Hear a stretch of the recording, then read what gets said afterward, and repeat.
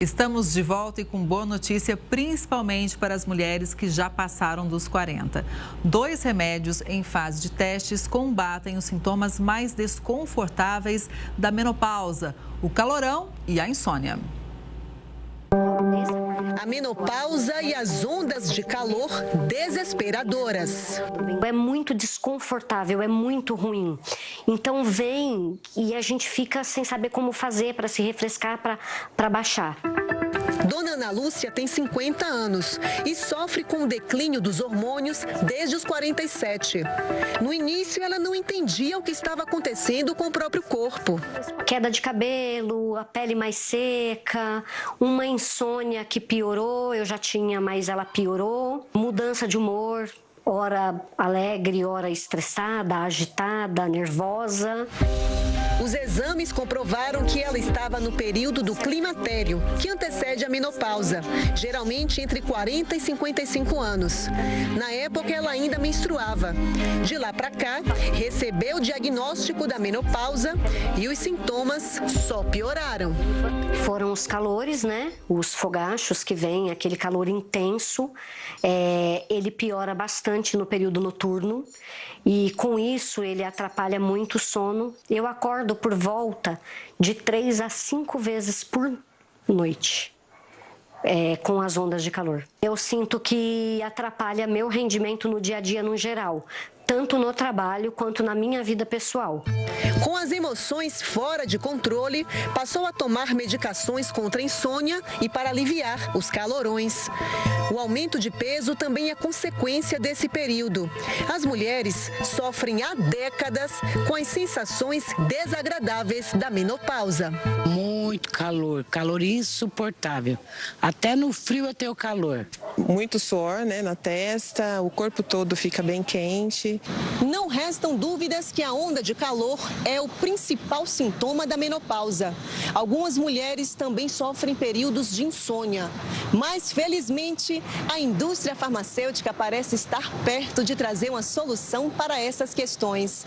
2 novos medicamentos estão em fase de testes e os resultados são animadores para muitas mulheres.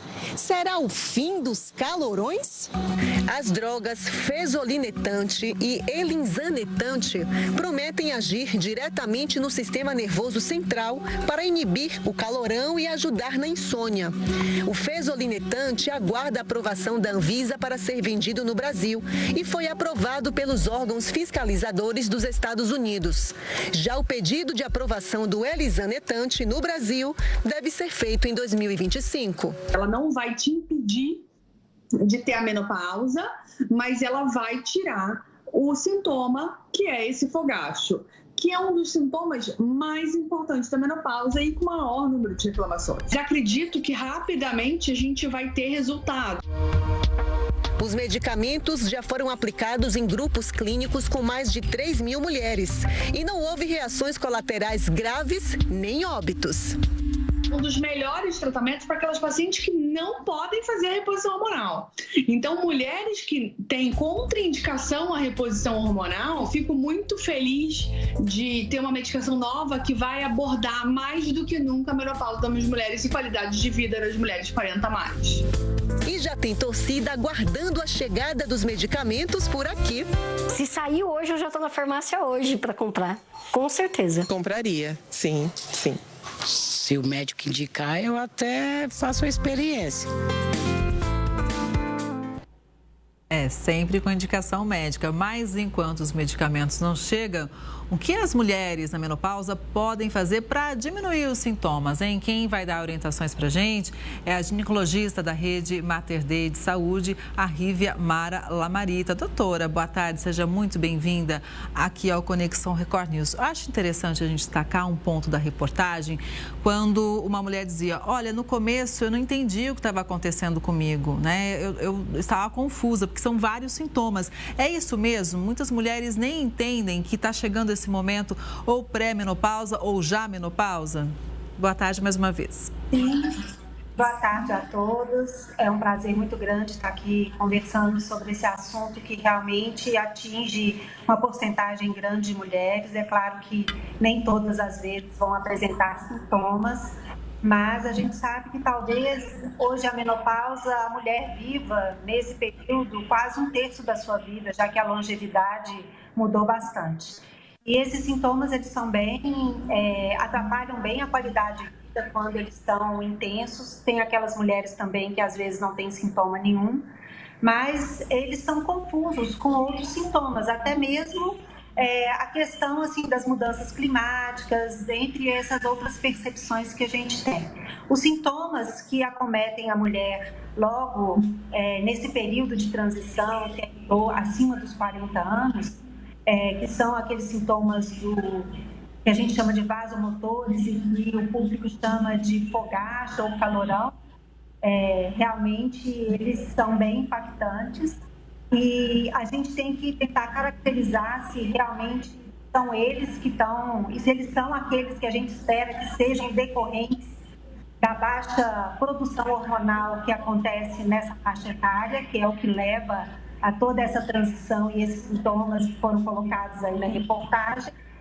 E isso realmente a gente tem que definir bem, né? Se são aqueles calores súbitos, que geralmente vêm do tronco para cima, e acompanham sudorese, às vezes vem com mal-estar. Muitas vezes acontecem à noite, por isso que muitas vezes limitam o sono das pacientes e trazem uma perda de concentração, um baixo rendimento e às vezes até um cansaço, né, decorrente dessa interrupção frequente do sono. Tem outros sintomas também, né, essa questão do metabolismo, do peso, tem a questão da osteoporose que preocupa bastante também, né? Mas talvez aquele mais impactante seja a questão do calor, né? Do fogacho. Ô, doutora, e o exame, ele é um exame clínico complementado com algum outro tipo de exame? Qual que é o tratamento, né, para chegar ao diagnóstico, na verdade, para fechar o diagnóstico, né, da paciente?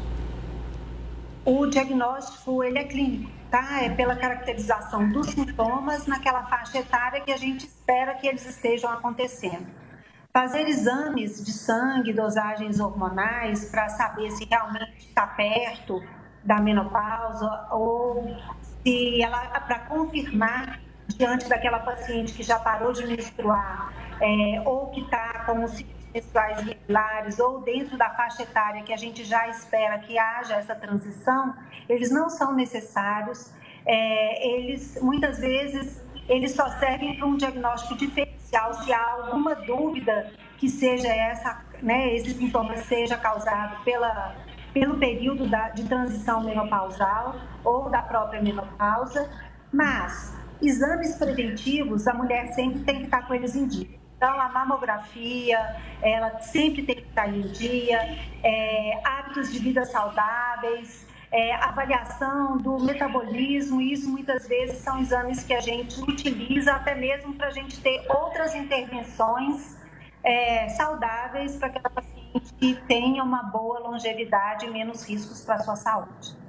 Doutora, tocou num ponto fundamental, né? O que a gente pode fazer, que atitudes saudáveis a gente pode adotar para diminuir esses problemas durante a menopausa?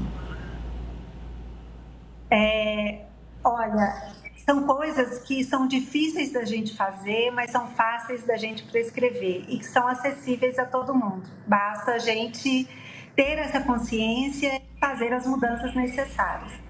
Principalmente, a gente precisa ter um bom controle do peso ou do ganho de peso. Para isso, a gente tem que ter uma alimentação saudável e a orientação, se necessária, de um especialista de suma importância.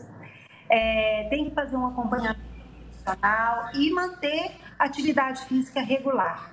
Aquelas pacientes que se mantêm saudáveis, talvez elas tenham uma menor incidência desses efeitos ou desses sintomas que são incapacitantes e que às vezes vão ser aquelas que vão precisar de menos intervenção.